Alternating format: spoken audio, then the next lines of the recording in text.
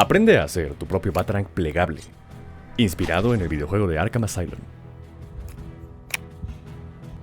Para este proyecto usaremos tablas de MDF de 3 milímetros de grosor, que se pueden conseguir en papelerías, las plantillas que te dejo en la descripción, un resorte de pluma, imanes de neodimio y un palito de brocheta. Recortamos todas las piezas de la plantilla. Yo corto este material con una cegueta que conseguí en la ferretería. También podrías mandarlo a cortar en láser y te ahorrarías mucho trabajo, pero si no, esta es la mejor manera de hacerlo a mano.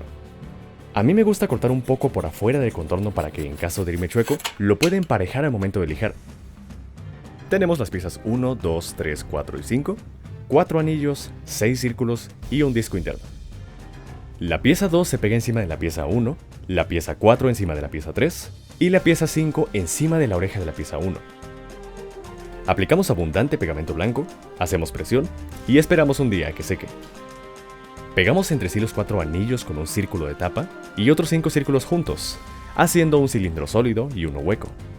También aplico unas gotas de pegamento instantáneo en las puntas y en estas dos pequeñas piezas. Esto las endurece bastante y evitará que se rompan.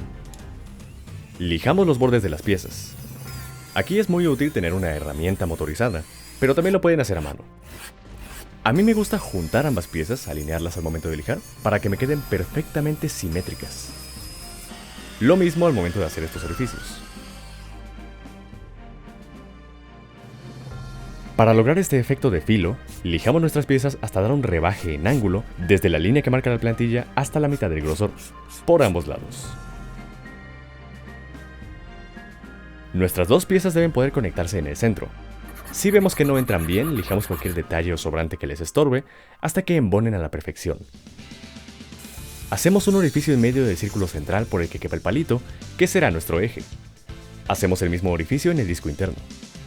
En estas marcas de la plantilla, hacemos unas hendiduras para incrustar los imanes, fijándonos en la polaridad para que conecten de esta manera. Rellenamos con pegamento instantáneo y un poco de acerrín, y una vez que eso seque, lo lijamos para que desaparezca en la superficie. Para lijar este cilindro, se me ocurrió hacerle un orificio en la base, incrustarlo en este cabezal del Dremel, lo pongo a girar y dejo que la lija haga el trabajo. De nuevo, también se puede lijar a mano, pero esto me ahorra mucho trabajo, es divertido y el resultado es muy limpio. Hago algo parecido con el cilindro hueco. Así se ven nuestras piezas listas. Antes de montar todo, vamos a pintar, no sin antes lijar cada pieza con una lija muy fina y limpiar todo el polvo. Aplicamos primer, negro brillante y enmascaramos para pintar el borde del filo con gris metálico. Quitamos la cinta y aplicamos una capa transparente brillante. Para montar tomamos una mitad, pasamos el palito por el orificio del eje y lo aseguramos con pegamento instantáneo. Pasamos por el palito nuestra segunda pieza y esta no la pegamos, se debe poder mover libremente por el eje. Pasamos el resorte, el disco interno, colocamos las piezas en su modo compacto donde conectan los imanes y empujamos el disco lo más que el resorte nos lo permita. Marcamos, desplegamos y pegamos el disco al eje con pegamento instantáneo. Así funciona.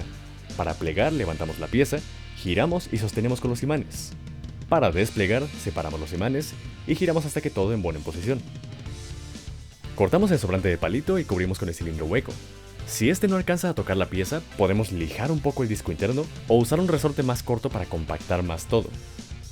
Pegamos el cilindro con pegamento instantáneo, cubriendo el mecanismo, vemos que nada se atore y pegamos el otro cilindro del lado contrario. Este solo sirve para hacer simetría con el primero. Listo. El resultado es bastante llamativo, funcional, elegante y la pieza que faltaba en tu baticueva. Dime, ¿cuál es tu siguiente proyecto?